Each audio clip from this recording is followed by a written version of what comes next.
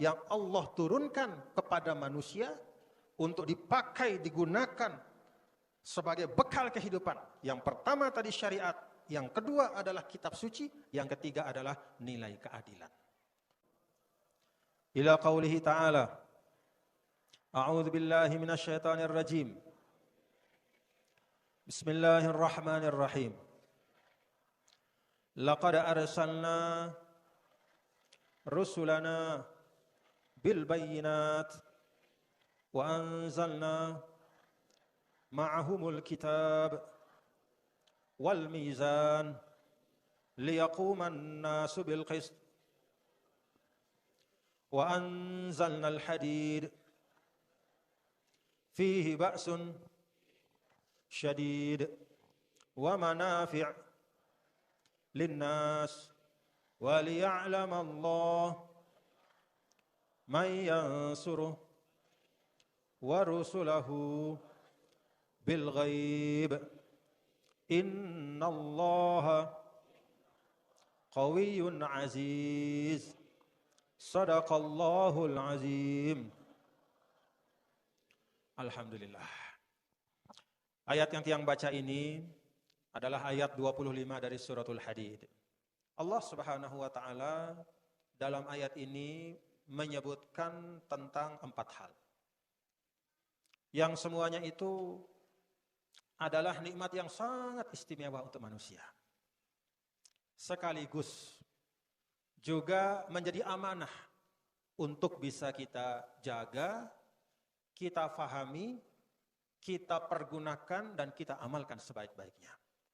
Apa 4 hal itu Bapak-bapak Ibu? Allah Ta'ala dalam ayat ini berfirman, laqad arsalna rusulana bil bayyinat. Sungguh kami telah mengutus rasul-rasul kami bil bayyinat, ay bil mu'jizatil bayyinah. Yang dimaksudkan dengan al bayyinat adalah mukjizat-mukjizat dari para nabi dan rasul. Dari Adam alaihissalam sampai Nabi besar Muhammad sallallahu alaihi wasallam. Jadi dalam ayat ini Allah tegaskan semua nabi pasti Allah berikan mukjizat, dilengkapi sebagai bukti kebenaran mereka. Wasyara'i'it tahirah. Demikian pula wasyara'i'az zahirah. Demikian pula Allah berikan al-bayyinat selain maknanya mukjizat, yaitu Allah berikan syariat. Nah, jadi setiap nabi ada syariatnya. Dan syariat yang paling sempurna, penutup dari semua syariat adalah syariat yang dibawa oleh Nabi besar Muhammad sallallahu alaihi wasallam. Ini yang pertama, syariat. Wa anzalna ma'ahumul kitab. Dan kami turunkan bersama dengan mereka juga al-kitab, ay al-kutuba, yaitu kitab kepada masing-masing nabi. Jadi masing-masing nabi itu ada wahyu dari Allah. Alhamdulillah, tiang pelungguh niki kita semua diwarisi kitab yang paling istimewa, yaitu kitab suci Al-Qur'an. Nah, itu yang kedua. Ingat, ini yang kedua nggih. Wa anzalna ma'ahumul kitab. Lalu yang ketiga kata Allah Ta'ala, wal mizan. Qala Ibnu Zaid huwa ma yuzanu bihi wa yuta'amal. Yang ketiga Allah turunkan ke atas bumi Allah ini adalah al-mizan. Al-mizan itu artinya timbangan. Ada timbangan yang zahir yang kita gunakan untuk menimbang. Kalau kita pergi ke pasar, ada timbangan, ada dacin, ada neraca, ada ukuran-ukuran untuk menentukan. Misalnya kita beli 1 liter, ada ukurannya. Kita beli 1 kilo, ada ukurannya. Kita beli misalnya tali panjangnya 10 meter, ada ukurannya. Itu semua mizan, ukuran-ukuran yang telah disepakati oleh manusia, itu sebenarnya merupakan warisan dari Allah Ta'ala. Itu ukuran yang zahir. Demikian pula al-mizan itu artinya nilai keadilan. Jadi yang ketiga yang Allah turunkan kepada manusia untuk dipakai, digunakan sebagai bekal kehidupan. Yang pertama tadi syariat, yang kedua adalah kitab suci, yang ketiga adalah nilai keadilan. Baik itu timbangan yang terlihat maupun nilai keadilan yang ada dalam diri kita. Jadi bapak-bapak ibu, munda lalu aning pekan. Nah, ini munda lalu aning pekan nih.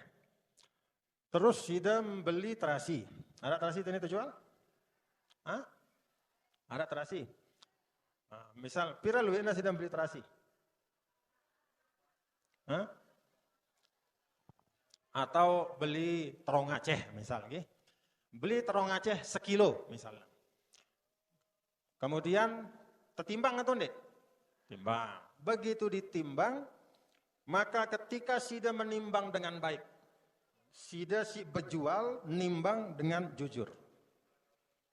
Kemudian yang membeli menerima timbangan itu sesuai dengan uang yang dia keluarkan. Dia memang mengeluarkan uang senilai 1 kilo terong Aceh, dia terima 1 kilo terong Aceh. Kalau keduanya ini melaksanakan itu, menimbang dengan baik dan menerima timbangan dengan ikhlas, maka sesungguhnya dia telah melaksanakan nilai keadilan. Istimewa di depan Allah.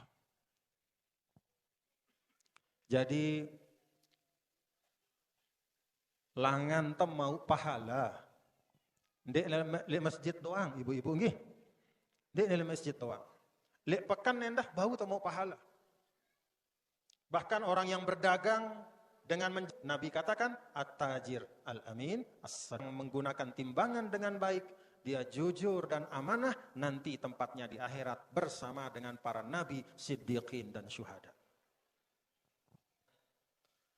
Kok urusan-urusan timbangan sampai terbahas di Al-Quran? Kan Al-Quran bicara tentang hal-hal yang penting. Kenapa kok urusan timbangan dibahas? Apakah urusan timbangan itu penting? Nah, muntiang ketahuan sih dia, penting atau enggak urusan timbangan? Penting. Karena kalau ada kecurangan, maka kecurangan itu akan menghapus keberkahan. Kalau ada kecurangan, kecurangan itu akan menjadi pangkal permusuhan. Kalau ada kecurangan, kecurangan itu akan menjadi pemantik dendam. Kalau ada kecurangan, kecurangan itu akan berujung pada pertumpahan darah terjadi di mana-mana. Tentu atau enggak?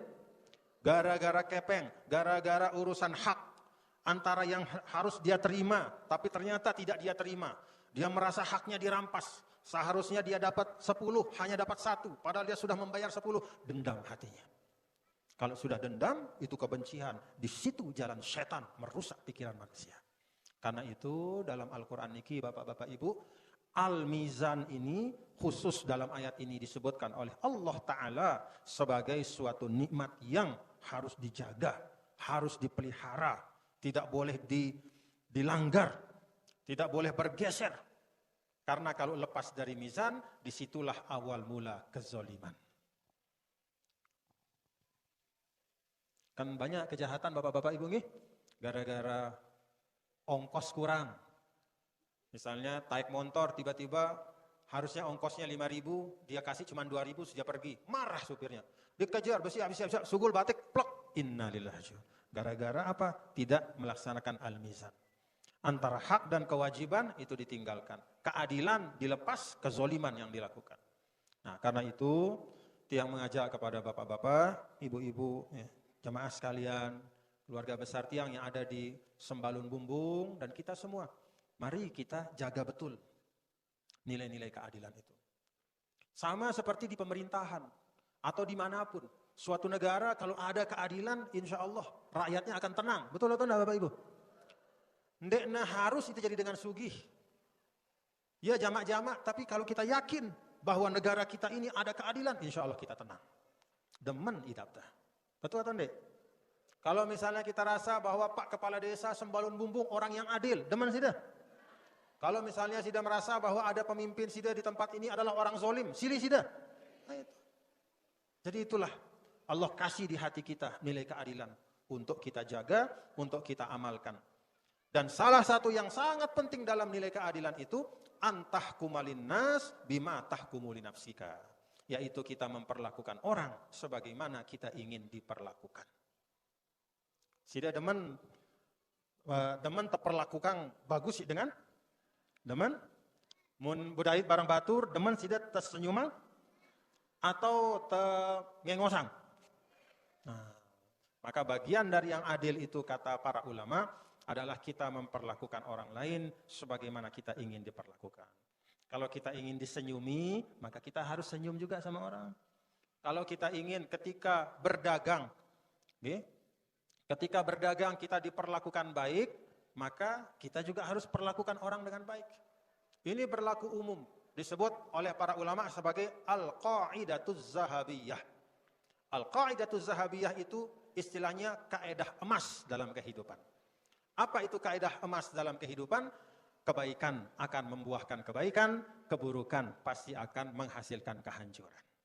Jadi, mari kita berbuat baik, tegakkan apa yang Allah pesan dalam ayat niki. Wa anzalna ma'ahumul kitaba wal mizan. Jadi hal yang ketiga di dalam ayat ini Bapak-bapak Ibu yang Allah berikan sebagai nikmat bagi kita semua setelah syariat, kemudian kitab suci yaitu kitab suci Al-Qur'an, yang ketiga adalah nilai keadilan. Ini berlaku di dalam setiap hal. Dan salah satu ukuran dari keadilan itu adalah kita memperlakukan orang lain dengan cara yang sama kita ingin diperlakukan. Berbuat baiklah kepada orang sebagaimana kita ingin orang berbuat baik kepada kita.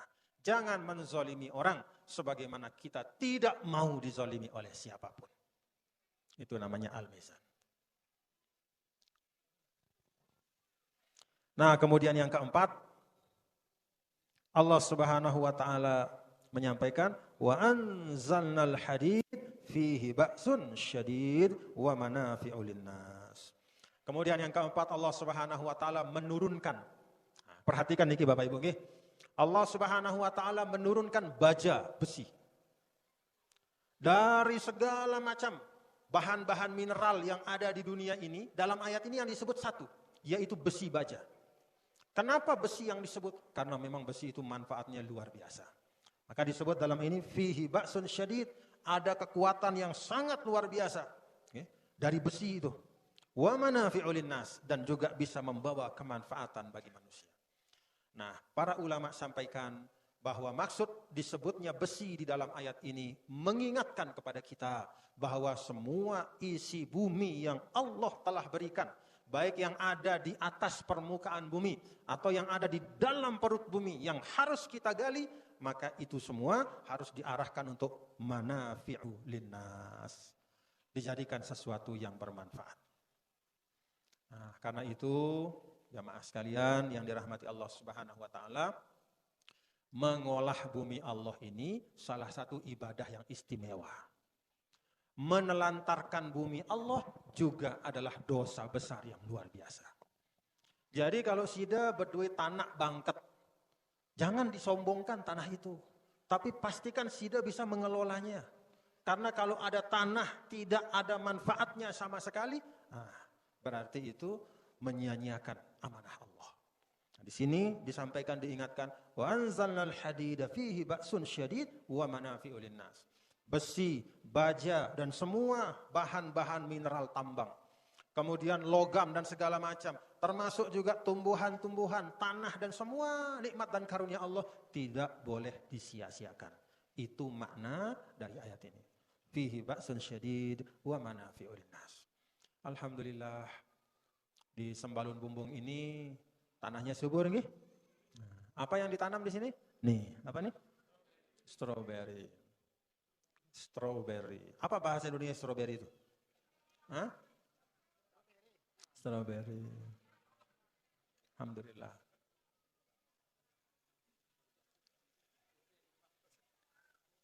Ini mau saya makan tapi dibungkus. Jadi tidak berani kita makan. Itu yang satu apa itu?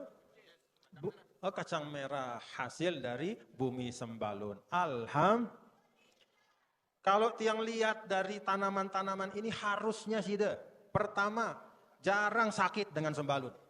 Kenapa? Karena stroberi ini salah satu buah yang paling tinggi antioksidannya. Jadi kalau buah itu warnanya semakin gelap, semakin gelap warnanya itu mengandung antioksidan yang tinggi. Apa itu antioksidan? Anti racun. Jadi setiap hari, apalagi kalau kita pergi ke kota, kita menghirup udara itu udaranya sudah kotor. karena banyak asap segala macam masuk ke badan kita.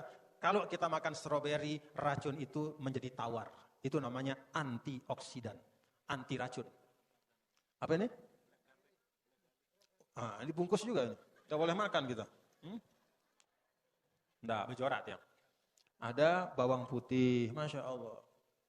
Stroberi antioksidan, bawang putih juga, kemudian kentang, kemudian la ilaha illallah. Kalau yang lihat makanan-makanan ini, maka orang Sembalun ini harusnya menjadi orang-orang yang gagah perkasa. Nggak ada yang sakit. Yang laki-lakinya kuat, sehat. Ibu-ibunya kuat, sehat. Anak-anaknya banyak. Semuanya lahir batin sehat. Ini makanan hebat semua. Ini makanan hebat semua. Nah, alhamdulillah. Nah, karena itu Bapak-bapak, Ibu, hadirin hadirat sekalian, ya sebagaimana yang sering kita baca di tulisan-tulisan orang tentang negara kita. Kenapa kok Indonesia ini katanya negaranya subur, makmur, tapi kok hasil pertaniannya masih kalah dibanding negara-negara lain yang tanahnya tidak sesubur Indonesia, tidak seluas Indonesia? Jawabannya sebenarnya cuma satu. Kalau dari sisi bumi Allah, dia kalah kita. Berarti ada satu faktor sebab. Apa itu? Manusianya. Manusianya beda, bukan beda tangan kakinya, sama tangan kaki. Tapi semangatnya, ilmunya, teknologinya. Karena itu yang minta kepada Sida semua yang ada di Sembalun ini untuk terus-menerus mengembangkan potensi lahan. Kembangkan dengan baik, dengan teknologi yang baik, yang ramah lingkungan, menghasilkan hasil yang terbaik. Kalau bisa secara organik, tidak usah pakai pupuk-pupuk pestisida, tapi gunakan pupuk alami supaya dia tumbuh lebih baik, hasilnya pun bersih dari bahaya-bahaya atau penyakit. Nah, kembangkan terus. Kalau bisa maju pertanian yang ada di Sembalun, berarti sudah mengamalkan yang keempat ini. Fihi manafi'u linnas, fihi ba'sun syadid wa manafi'u linnas. Nah, Bapak-bapak Saudara, ada satu yang ingin baca juga di sini. Riwayat Warawa Umar, riwayat dari Sayyidina Umar, anna Rasulullah sallallahu alaihi wasallam qala, bahwa Nabi sallallahu alaihi wasallam mengatakan, ini bahasan tentang yang keempat, tentang yang diturunkan oleh Allah dari langit, dari atas. Qala, Nabi sallallahu alaihi wasallam bersabda, innallaha anzala arba'a barakatin minas sama'i lil ard. Sesungguhnya Allah Ta'ala telah menurunkan 4 berkah dari langit ke bumi, ke atas bumi. Apa 4 berkah itu dalam hadis ini? Innallaha anzala arba'a barakatin minas sama'i lil ard. Yang pertama al-hadid, yaitu besi. Allah turunkan artinya Allah ciptakan, Allah datangkan, Allah siapkan besi baja untuk segala macam kemanfaatan. Lalu yang kedua an-nar. Jadi Allah juga menciptakan ada satu makhluk yang namanya api. Dengan api itu maka hidup manusia menjadi lebih mudah. Coba bayangkan kalau tidak ada api. Kita akan banyak sekali kesulitan. Itu berkah dari Allah. Lalu yang ketiga, walma, air. Itu juga berkah yang Allah turunkan untuk manusia. Dan yang keempat, nah ini yang menarik nih. Yang keempat, kata Rasulullah SAW, wal milah. Apa itu milah? Garam. Masya Allah. Jadi garam disebut oleh Nabi SAW. Padahal yang lain itu banyak sekali. Tapi Nabi sebut garam di antara 4 hal yang hebat-hebat itu. Ada besi baja, ada api, ada air. Tiba-tiba yang keempat Nabi sampaikan garam. Sia. Kenapa kira-kira Bapak Ibu? Kenapa tersebut sia lihat hadis niki? Hah? Kan pasti ada sebabnya. Kenapa tersebut sia? Karena ya mun dina sia dinamai tengelor. Kan begitu nggih? Ya, itu satu yang pertama. Bahwa dengan sebab garam itu, maka makanan menjadi lebih lezat. Dan lebih mampu kita nikmati. Kalau ulama-ulama, ya, banyak ahli-ahli ilmu.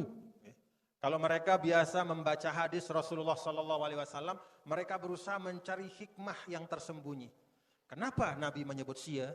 Oh ternyata menurut ulama-ulama, ya, dan ini sudah mujarab, bahwa ternyata salah satu amalan dari para ulama dari generasi lain ratusan tahun yang lalu untuk mencegah terkena as-sum. Nah, apa arti sum? Racun.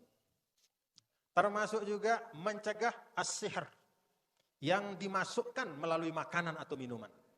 Maka setiap akan makan, ya, ulama dari dulu termasuk Al-Mafurlah Maulana Syekh dan diijazahkan kepada kami. Jadi sebelum makan itu diambil sia satu. Pertama kali sia dulu, yang pertama. Baru setelah itu makanan-makanan yang lain. Kenapa? Supaya niat-niat yang tidak baik itu jadi tawar. Supaya kalau ada racun, itu jadi tawar. Tidak bisa berpengaruh untuk diri kita. Nah, itu termasuk yang diambil oleh para ulama dari hadis ini. Ya. Jadi, kalau bapak-bapak ibu perhatikan, dulu pada saat Al-Mahfurah Maulana Syekh masih hidup, selalu ada sia. Ingat bapak ibu? Nah, jangan ngangguk-ngangguk saja. Ini yang ngangguk ini harus yang umurnya pernah lihat Al-Mahfurlah. Ya. Tapi kalau yang muda-muda mungkin tidak pernah lihat. Kalau saya, selalu saya lihat. Setiap kali saya mendampingi beliau mengaji, ya. Dulu saya mendampingi beliau Al-Mahfurlah dari 85 sampai 91, sekitar 6 tahun ketika di Pancor dulu. Sering saya menemani beliau. Yang saya lihat setiap kali beliau berdahar, ya, makan siang atau sore, ya, itu di tempat beliau di tempat hidangan itu selalu ada piring kecil yang isinya garam. Dan selalu beliau membismillahkan dengan mengambil garam. Termasuk yang menjadi dasar dari para ulama adalah hadis ini. Jadi Nabi SAW khusus menyebut dari sekian banyak makanan, minuman di dunia, itu disebut al-milih, sia. Penawar penyakit, penawar keburukan, penawar kejahatan.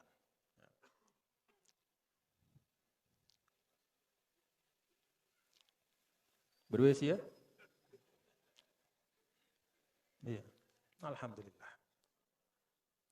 Makanya kadang-kadang sebagian dengan lain sesusah-susahnya harus arak beras bareng sia le balik. Betul? Iya. Jadi boleh dek narak pelalah. Boleh dek narak rarit. Boleh dek narak teluk. Lagu sia harus arak.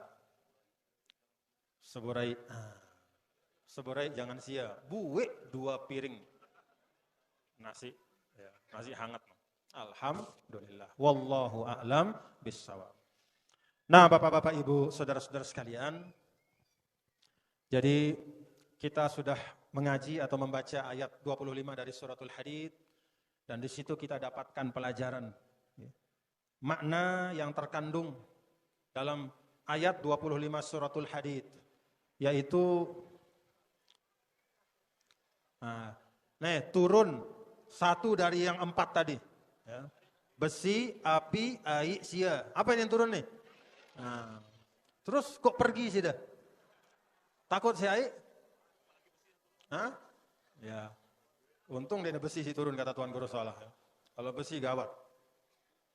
Nah, silahkan yang punya anak di ibu-ibu jangan sampai basah anaknya ya, jangan sampai dicari tempat bernaung.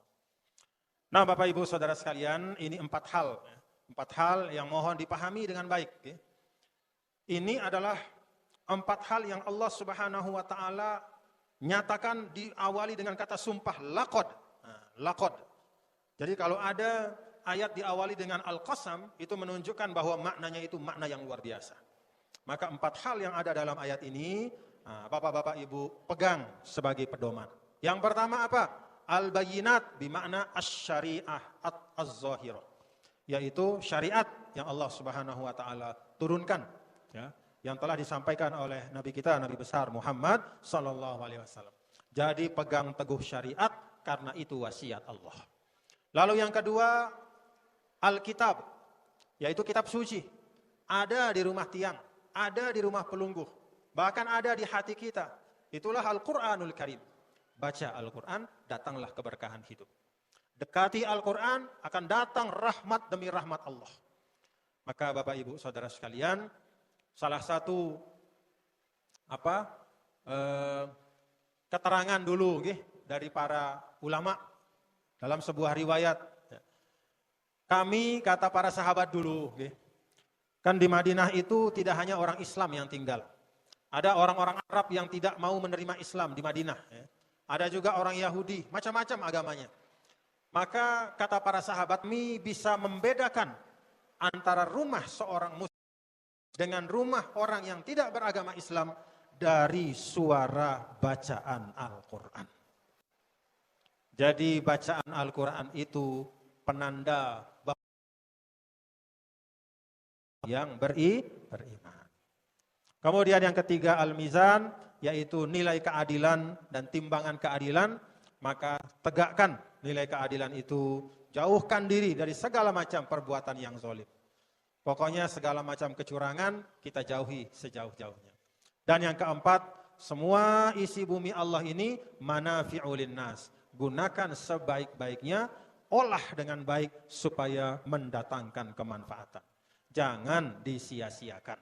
Menyia-nyiakan bumi Allah itu termasuk dosa besar, melalaikan amanah Allah. Nah, ini 4 hal Bapak-bapak Ibu, mudah-mudahan ada manfaatnya. Mohon untuk bisa direnungkan, dan mudah-mudahan bisa menjadi pedoman kita. Audio.